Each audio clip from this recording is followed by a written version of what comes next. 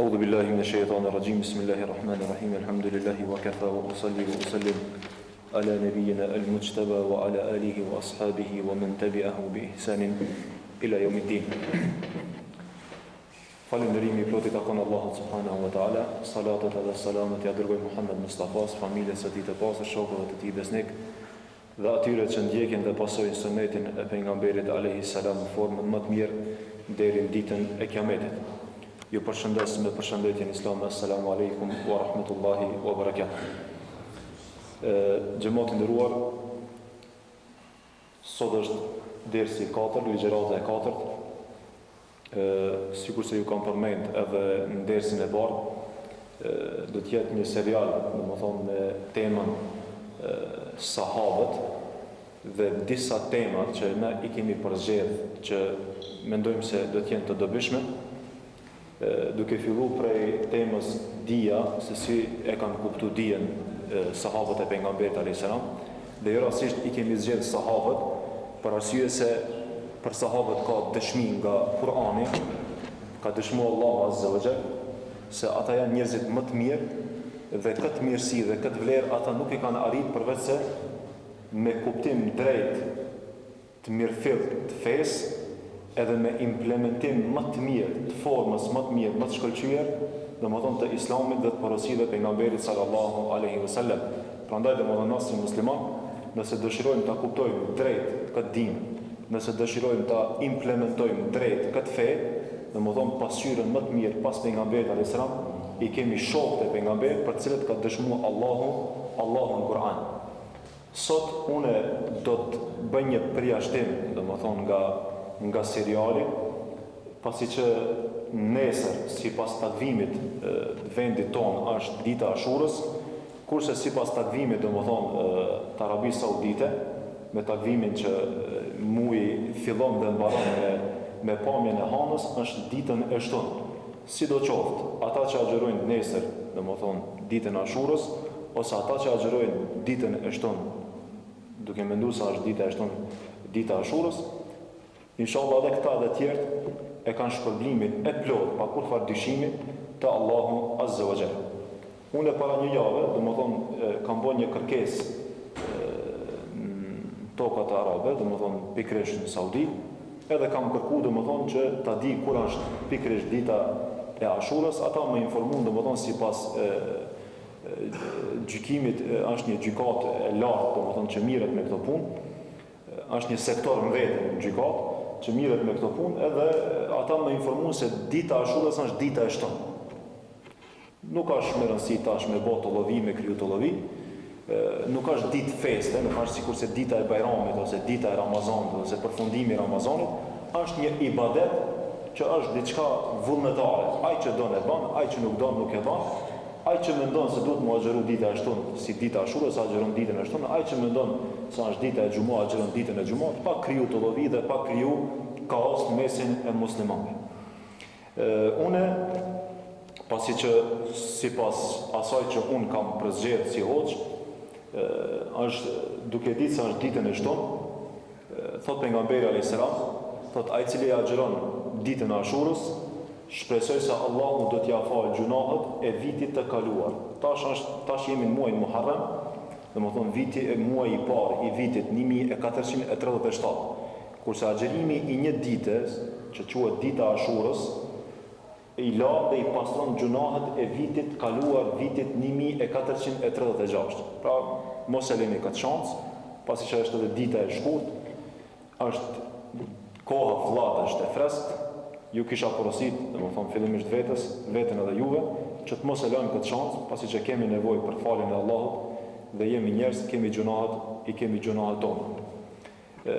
Dita e Ashurës, kur përmendet fjala Ashura, dikush mendon se në ditën e Ashurës duhet me bën Ashurë, me përgatitur Ashurë. Fjala Ashura rrjedh nga fjala Ashara.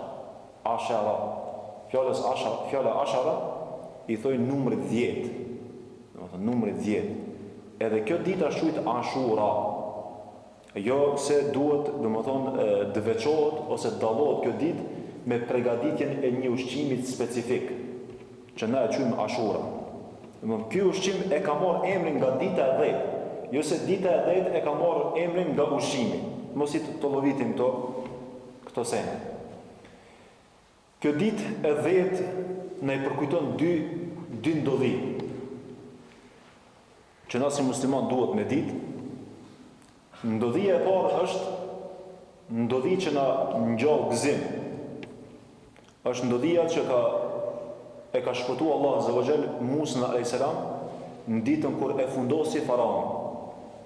Dhe këtë pikërisht na i shpjegon hadithi pejgamberit alayhis salam, pasi që vjen pejgamberi alayhis salam prej Mekën në Medinë, dhe jo më një herë ka ndodhur kjo, por pas disa viteve, thuhet një vit para se me ndroi jetë pejgamberi alayhis salam, e kupton se jehudit e Medinës e agjerojnë ditën e Ashurës. Edhe pejgamberi alayhis salam vjen dikush prej sallë dhe i tregon pejgamberit sa, dhe pejgamberi i pyet, pse thotë ju agjeroni këtë ditë? Ata i tregojnë pejgamberit sa se në këtë ditë Allahu e ka shpëtuar Musa alayhis salam prej faraonit dhe e ka fundosur faraonin, domethënë sikur se ju e dini këtë ndodhi. Çka thotë pejgamberi sa? Nahnu aula bi Musa minkum. Nëse kjo është e vërtetë dhe këtë e konfirmon pejgamberi sa me informimin e Xhibrilit, thotë nëse kjo është e vërtetë, thotë na jemi më afër Musa alayhis salam. Neve na takon më shumë që me u gëzu për këtë ditë edhe me agjeru këtë ditë. Edhe thotë pejgamberi sa e agjeron këtë ditë, edhe thotë nëse Allahu na jep jetë deri në vitin e ardhshëm, do ta agjerojmë një ditë përpara dhe një ditë mas. Është një transmetim, është një ditë përpara, kurse transmetimi tjetër është një ditë para edhe një ditë mas. Domethënë, mirë po pejgamberi sa në vitin e ardhshëm vetëm se ndron jetë para muajit Muharram dhe kështu nuk arrin pejgamberi sa me praktiku këtë sunet që ai vetëm e ka konfirmuar përpara. Domethënë pejgamberi sa ka xhiru vetëm ditën e 10. Mirë po ka thonë vitin e ardhshëm, nëse Allah na jep jetë, na kena xhiru një ditë përpara dhe një ditë mas. Domethënë mesela e ditës së Ashurës është kështu. E agjeron ditën e 9, ditën e 10 edhe ditën e 11. Kjo është më e mira. Kjo është më e sevapë. Pse? Se pejgamberi sallallahu me këtë ibadete që na ka urdhëruar neve, na ka urdhëruar që na të mos i përngjajmë feve të huaja, qoftë jehudi, qoftë krishterë, qoftë budist, qoftë ateist, qofshin fe tjera. Domethënë na nuk kemi drejt dhe feja këtë na i ndalon që ti përngjasojmë dikujt me ibadetet tona. Por pejgamberi sallallahu na ka porositur që me agjeru një ditë para dhe një ditë mas, ditën e 9, ditën e 10 ose ditën e 11. Dhe ditën e 11. Kjo është forma e parë, opsioni i parë. Opsioni i dytë është me agjeru ditën e 9 dhe 10. Opsioni i dytë. Opsioni i tretë është me agjeru ditën e 10 me 11. Dhe opsioni i katërt, nëse s'mundesh me agjeru, je në punë, je në studim, e ki provim, ka shumë shkaqe tjera. E agjeron vetëm ditën e 10. Mirë po qysh, atër mirë, në këtë rast na nuk jemi të njëjtë me jehudit. Këtu është dallimi me nijet. Se ti e bën me nijet tjetër, ata e bojnë me nijet tjetër. Thamë, domethënë më e mira është me agjeru ditën e 9, ditën e 10 edhe ditën e 11. Pse? Se në këtë ditë Allahu e ka shpëtuar Musa alayhis salam dhe kjo ditë i pastron gjunahet e vogla të vitit kaluar. Kjo është ditë gëzimi. E mirë, cila është ditë hidhrimi? E njëjta ditë na e përkujton edhe një ditë hidhrimi, një ditë mërzie. Ajo është dita kur u vra dhe ra shahid Huseini radiallahu anhu. Besoj që keni ndëgjuar për rastin e Huseinit alayhis salam radiallahu anhu, dhe e dini se shiat si fraksion i devijuar, me bazament dhe fundament devijuar, ata në ditën e Ashurës, domethënë e kanë një kremtim, e kanë një fest, e kanë një ditë mërzie, e shprehin mërzijen ndaj vrasjes së Huseinit radiallahu anhu me gjakderdhje. E marrin shpatën ose i marrin ato mjetet edhe i mshojnë trupit, edhe derisa derdhin gjak, edhe me këta mendojnë ata se kanë bërë një ibadet shumë madhështor dhe kjo është mënyra e vetme për ta shprehur mërzinë ndaj vrasjes së Huseinit radiallahu anhu. Unë do ta tregoj shkurtimisht, edhe pse si histori dhe si ndodhia është e gjatë, dhe mendoj se çdo njeri ka interes për me ditë këtë rast, që të mos vjen dikush me devijimet që i kanë dëgjuar prej dikujna, edhe me na tregu diçka për rastin e Husejnit radiallahu anhu, pasi që çdo ndodhi që ka ndodhur, domethënë me sahabët, e sidomos me nipat e pejgamberit sa, është pjesë e dinit tonë, dhe duhet me ditë domethënë rrjedhorën edhe zanafillën çish ka filluar dhe çish ka përfunduar. Husejni, Hasani dhe Husejni janë dy nipa pejgamberit alayhis salam. Nga vija e pejgamberit Fatimia, që ka qenë martuar me Aliun radiallahu anhu.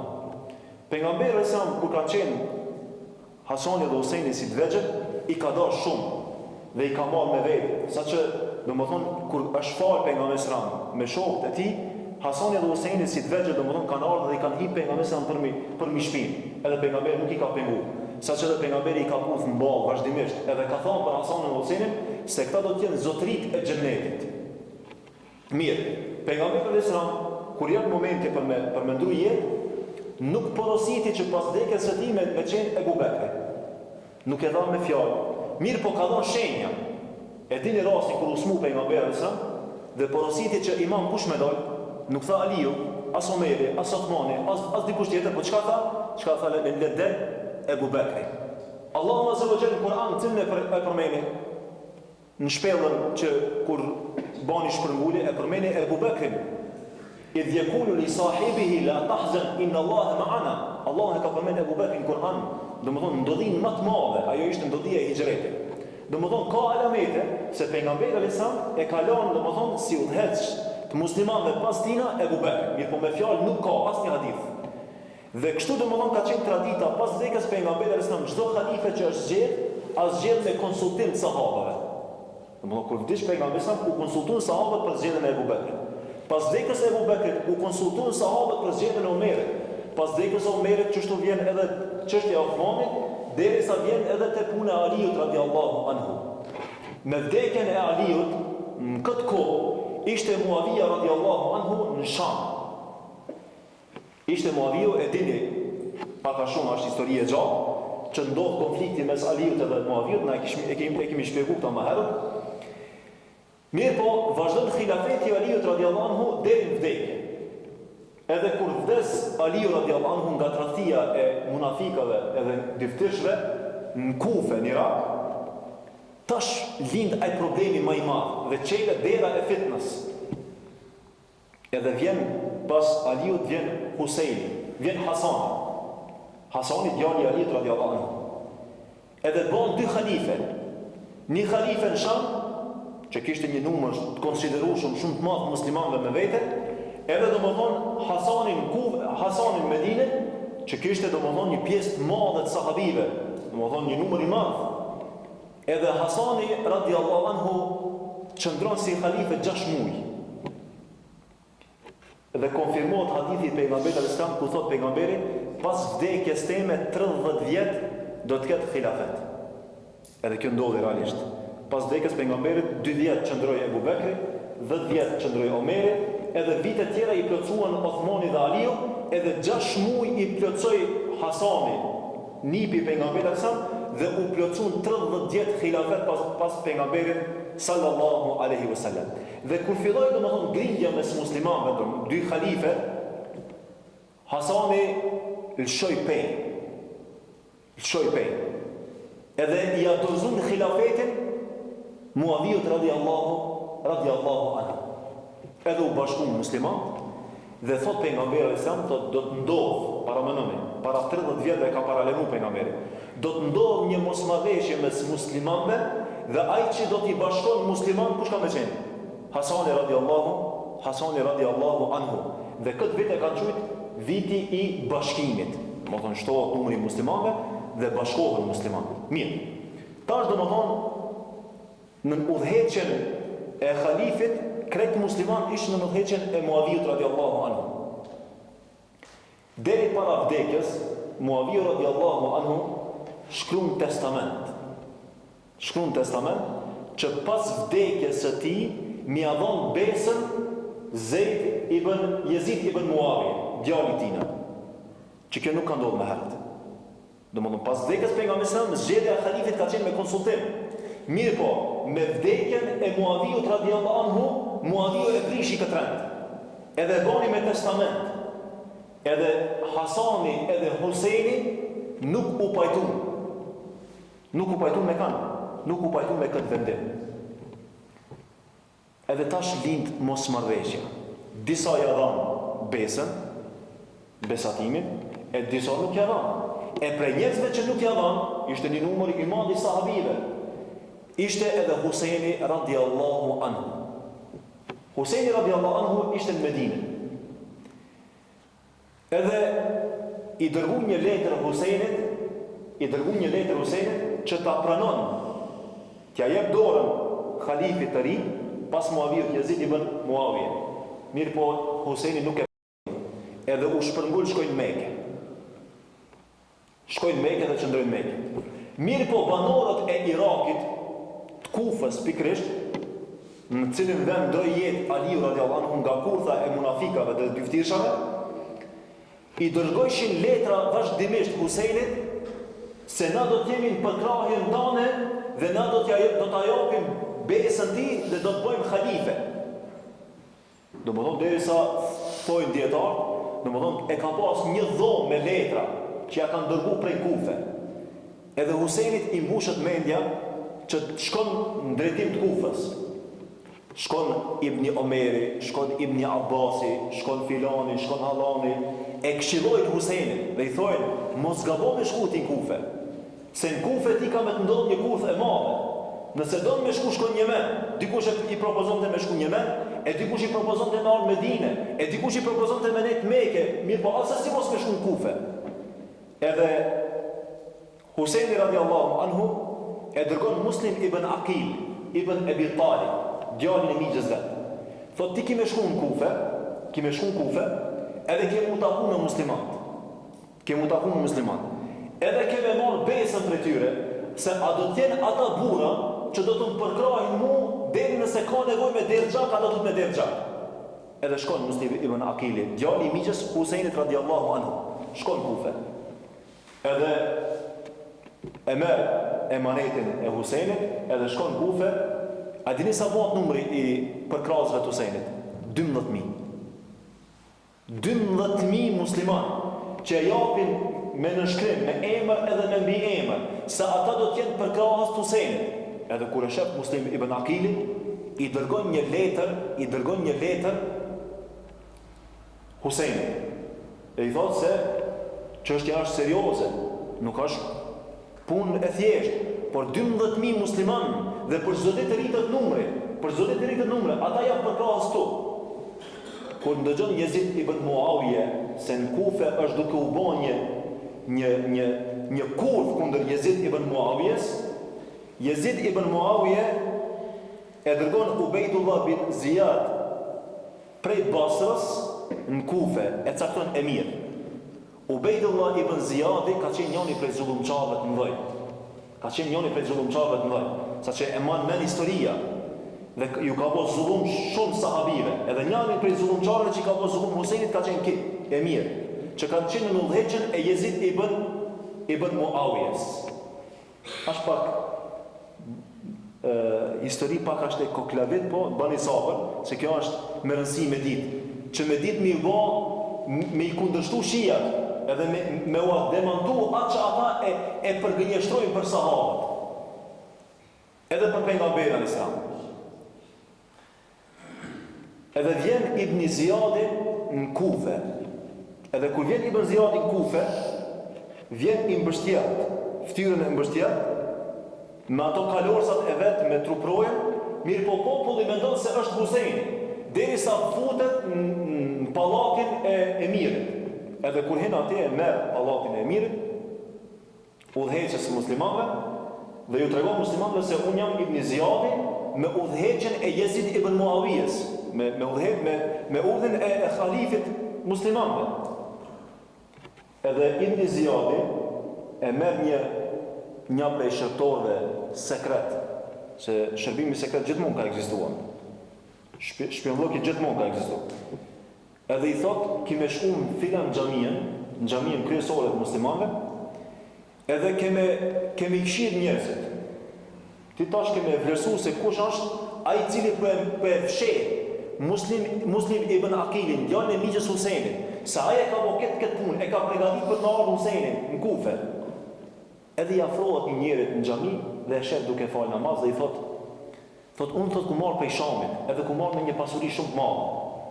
Edhe du me e përkra khalifin e ri Husejnin radiallahu anhu. Thot mirë po a ka mundësi që unë mu taku me ta dhe t'jam pasurinë teme. Thot mirë, thot pika për e din se unë jam ai person i cili e di se ku është Muslim ibn Aqili, dhe më thonë gjallë i miqës Husejnit. Thot e pash se ti je një ftyrë besnik, je një musliman i mirë. Thot po, e di thot filan venin, kina me shku edhe ati është djali i miqës Husejnit. Edhe kur shkojnë, dhe më thonë, te filan shtëpia, çka banki dhe më thonë? Tan ditën i merr informatat dhe natën shkon te emiri i Kufës dhe krejt i tregon se çka janë tu përgatit këta. Për çdo ditë.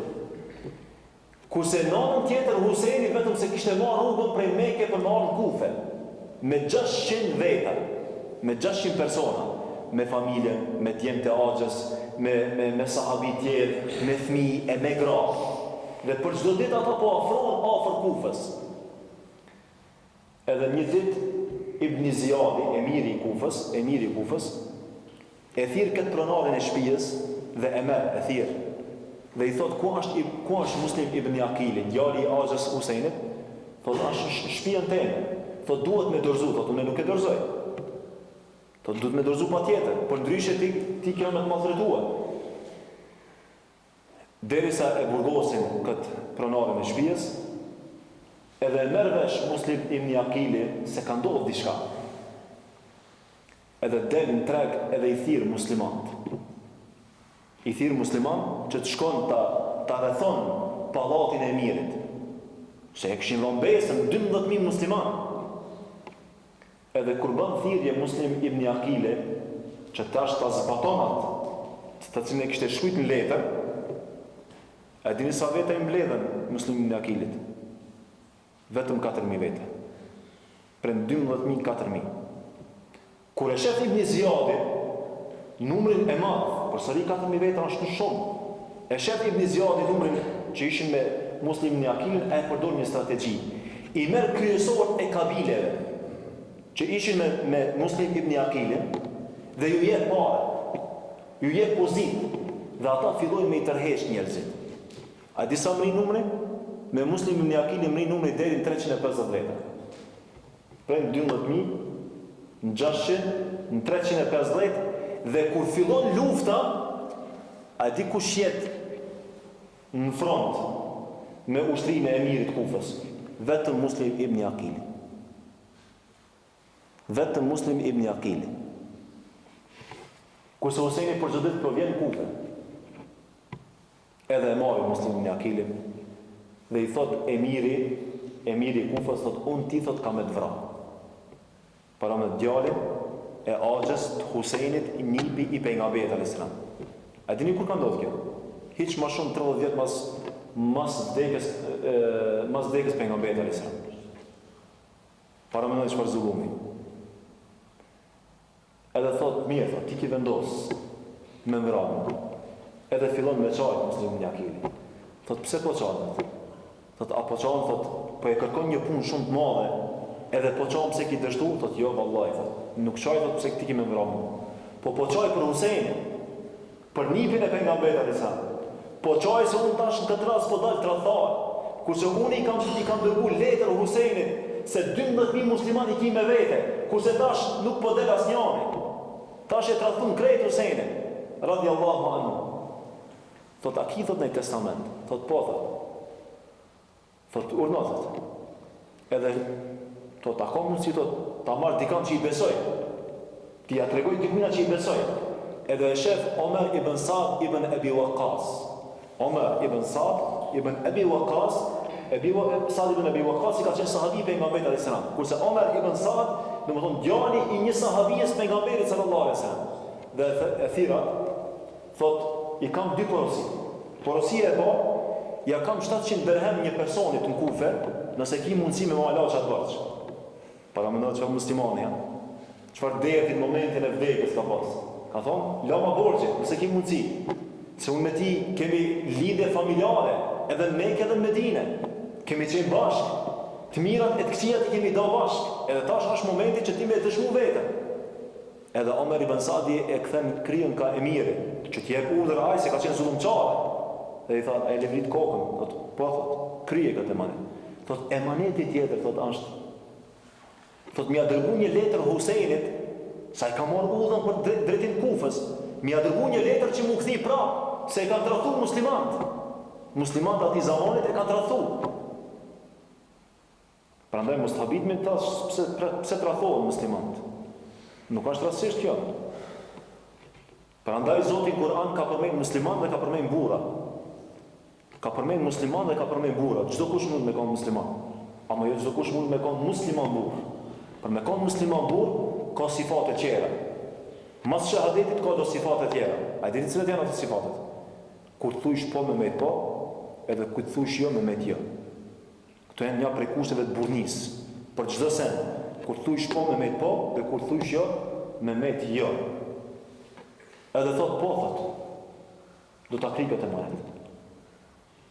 Edhe Ibn Ziyadi tash e përgatit terrenin. Huseini radiallahu anhu vetëm se i afrohet Kufës, qytetit Irakut. Edhe e takon një poet që ka pas emrin Ferazdik al-Shair. Edhe kur takohet me ta, thot prej ka vjen ti? Thot vi prej Kufës.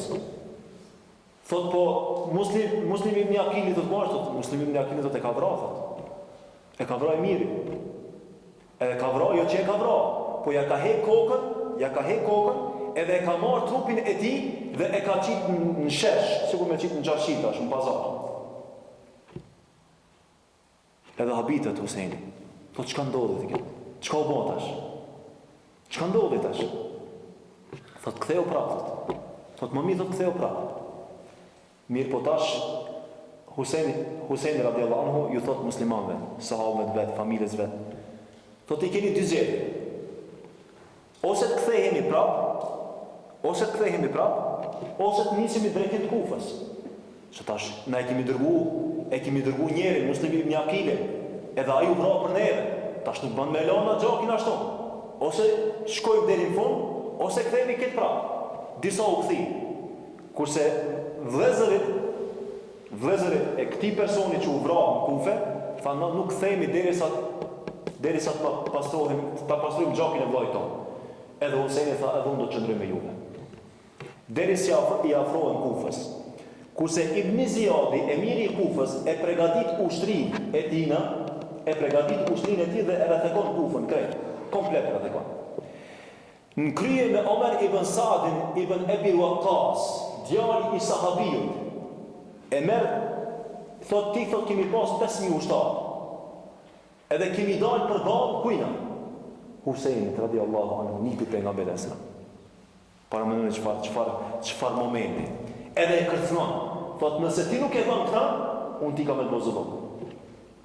Shtypje. Do të thonë i bën shtypje. Para mënyrë kanë me luftu? Cilin me luftu? Me luftu nipin e pejgamberit sallallahu alaihi wasallam. Edhe thot, nëse nuk e bën kët, unë do t'i përgatiti 5.000 ushtarë, edhe ti ka me të largu, ama do t'a bëj e mirë një person që quhet Shemr ibn Dhil Gjoshen, ka qenë zullumçar i keq.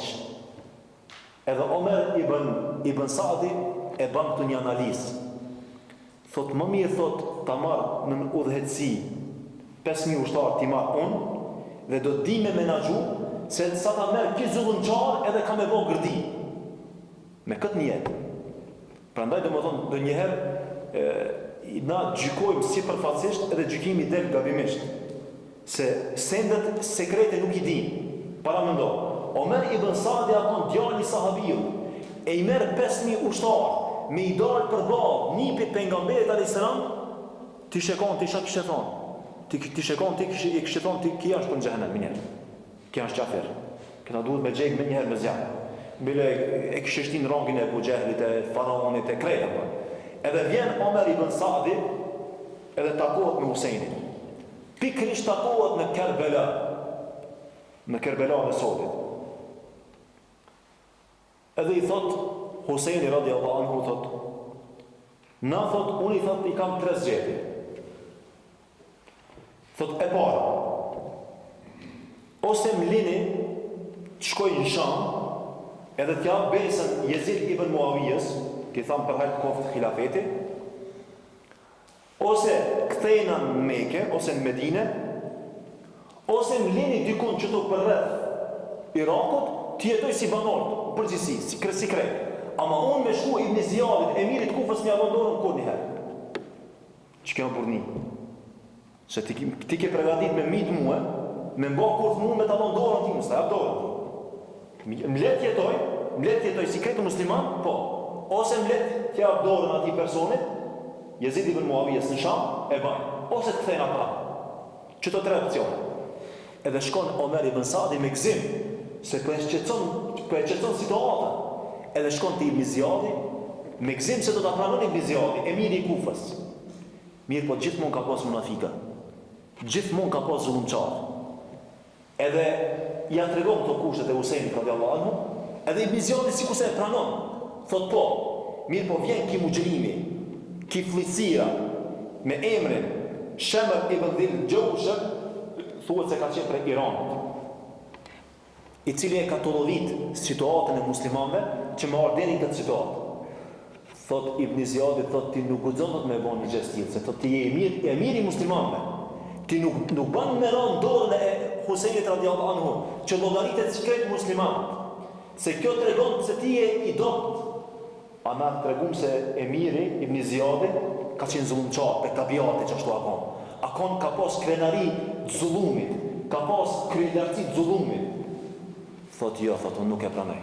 Thot derisa Husajni radiallahu anhu vjen dorën teme, për ndryshe së pranojnë.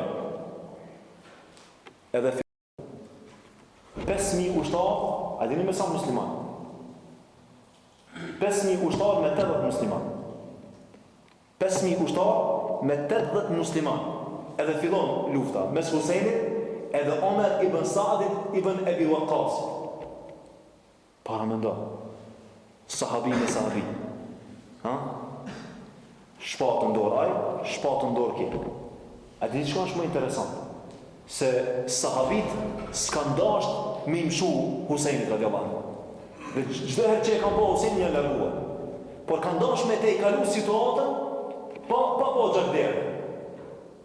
Mirë po vjen ki zullumçari Shamr ibn Dhil Jawshani, që ka qenë munafiku, që I ka kallë situatën, edhe kur I afrohet Husajnit, ju thot ushtarëve të vetë, ative munafikave tjerë, ju thot në shoni kokës të ati se në ka moment. Edhe bjen krija e Husajnit nga trupi Husajnit. Para më ndoni, cili? Nipi pejgamberit sallallahu alaihi wasallam. Për cilin pejgamberi alaihi salam na ka tregu qysh në dunja se do të jetë zotëria I xhennetit. Se do të hinë xhennet. Edhe ja çojnë kokën Ibn Ziyadit, që ishte në udhëheqjen e Jezid ibn Muavijës. Tash dikush mund me thonë, po mirë, çish ka ndodhur kjo situatë? Çish ka ndodhur kjo? Kush është fajtori? Fajtori kryesor është Ibn Ziyadi, emiri I Kufës, I cili ka qenë zullumçar. Kurse ka pas hisën zullumin e tij edhe Jezid ibn Muavijë, sa I ka heshtë. Gafer Allahu lehu, Allah I va falët. Dhe më thonë, kjo problemi I madh, se kanë pas prezent pejgamberi sa me zgjedh problemi. Ata e kanë zgjedh vetë. Edhe normal, dhe më thonë, kur ashtë pyetje khilafeti, kur ashtë pyetje udhëheqësia e muslimanëve, historikisht kjo ka ndodhur. Se dikush mendon për vete se është udhëheqësi më I mirë, ai tjetri mendon se është udhëheqësi më I mirë, edhe kështu do më thonë, historikisht gjithmonë janë ndesh njëri me tjetrin. Edhe e merë kokën Ibn Ziyadi, e merë familjen e Husajnit radiallahu anhu dhe I dërgon për në Sham. Edhe thuhet se kur e ka dërgu kokën e Husajnit radiallahu anhu, e ka dërgu për në Sham, kur e ka po Jezid ibn Muavije, do më thonë ka fillu me çaj, edhe nuk është shpajtu me këta, edhe e ka bo lanet emirin e Kufës. Edhe do më thonë kështu përfundon historia e Husajnit në pika të shkurta, edhe pse ka shumë detaje më përmend këtu, mirë po ajo që duhet me përmend, se kretë sahabit e pejgamberit alayhis salam, edhe tabiinët që janë kanë këtë kohë, do më thonë nuk kanë qenë të pajtimit me derë gjakën e Husajnit, Por ata që e kanë shfrytzu këtë situatë të mjegullume mes muslimanëve, kanë qenë munafikat. Edhe prej këtu është dhe zjarmi i armiqësisë mes muslimanëve, që sot e quajmë, domethënë, divergjenca mes shiave edhe sunive. Domethënë, kjo ka qenë e përgatitur para në 12.000 musliman, 12.000 musliman, me qenë të pajtimit se do të jenë në krahun e Husejnit, edhe në momentin kur është dashme me gëzu ndihmën e tyre me mbet vetë, kjo nuk tregon tjetër përveç se një kurth e madhe e përgatitur, domethënë, me vite e me vite. Edhe kjo domethënë historikisht ka vazhduar deri në kohën e sotit armiqësia mes shijave edhe sunive. Mirë. Ka spekulime domethënë tash që nuk janë vërtetuar se kur ka vdek Husejni radiallahu anhu, 3 ditë e 3 natë ka pas mjegullim, ka pas efsir. Kjo është e parë që domethënë nuk ka bazë për ta. Thuhet se edhe qielli ka piku gjak. Thuhet se edhe guri, ndër gur ka pas pika gjak. Kjo janë sende domethënë që nuk janë të konfirmuar. Neve si musliman, na dhimbet edhe mërzitemi për vrasjen e Husejnit, domethënë në formë të tradhume.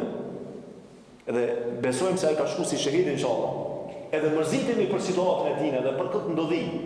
Mirë po, nuk është prej Islamit dhe as prej Kur'anit e as prej fejes që këtë ditë të Ashurës, vrasjes së Husejnit radiallahu anhu, me i marr shpatat edhe me i marr mjetet edhe me përgjaku trupin tanë, se kjo vjen kundërshtim me Islamin. Nëse duhet mu mërzit për dikant, duhet mu mërzit për pejgamberin e selam, se pejgamberi ka qenë më i mirë se Husejni. Nëse duhet mu mërzit për dikant më shumë pas pejgamberit, mu mërzit për Ebu Bekrin. Nëse duhet mu mërzit për dikant, duhet mu mërzit për Omerin që vdiq në mihrab, që e mbyti me Gjusiu, zjarputisti. Nëse duhet mu mërzit për dikant, duhet mu mërzit për Othmani radiallahu anhu që vdiq mbi mushaf, mbi Kur'an. Nëse duhet mu mërzit për dikant më shumë, duhet mu mërzit për Aliun radiallahu anhu që vdiq si shahid në kohën e Sabahut. E jo vetëm për Husejnin, se kjo është një paradoks shumë i madh mes asaj që e bojnë edhe mes asaj që ata e thojnë. Domethënë, kjo është një kundërshtim i madh me Islamin nëse e besojnë ata se mënyra më e mirë e shprehjes mërzijës është me nxjerr gjak prej trupit. Kur gjë nuk i bën dobi Husejnit radiallahu anhu. Kur gjë nuk i bën dobi Husejnit radiallahu anhu. A çka është më interesant? Se në vitin 61 sipas hijretit vdes Husejni radiallahu anhu. Vdes Husejni vitin 61. Domethënë 50 vjet prafërsisht pas vdekjes pejgamberit sa. A dini kur ka ndodhur kjo vajtimi e derdhja e gjakut, e mshuarja e trupit me shpatë, me mjete të ndryshme? A dini çfarë viti ka ndodhur? Ka ndodhur vitin 300 edhe ata ka ndodhur në Hind. Edhe prej atëherë domethënë për çdo vjet vjen të stërmadhu armiqësia mes shijave edhe muslimanëve, edhe sunive. Domethënë kjo është histori e shkurtë, nëse dita me shpjegu, edhe pse ka shumë detaje mu tregu në lidhje me këta, por këto ishin disa pika kryesore që kanë ndodhur me Husejnin radiallahu anhu. Unë lutem Allahun azza wa jall që Allahu domethënë të na udhëzon, Allahu të na drejton, Allahu të na bashkon në atë që është e saktë dhe e vërtetë, edhe pse shijat nuk e kanë gjithë këtë mendim. Domethënë ka prej shijave që nuk e kanë mendimin se ehli suneti e kanë mbitur Husejnin radiallahu anhu. Mirë, po shumica e shijave mendojnë se fajtorët kryesor janë sahabit e pejgamberit sallallahu alaihi wasallam, gjë e cila domethënë bën kundërshtim me fjalët e Zotit, se Allahu i ka lavdruar sahabit e pejgamberit, i ka lavdruar me Kur'an, e nuk ka mundësi që ata domethënë ta bëjnë një gërdi shumë të madhe edhe një paradoks shumë të madh që vjen kundërshtim me parimet kryesore të Islamit. Po ashtu një pjesë e shijave domethënë janë të mendimit se në ditën e Ashurës që bëhet kjo përgjakimi, domethënë nuk pajtohen ata. Jo këtë shijet janë një mendimi.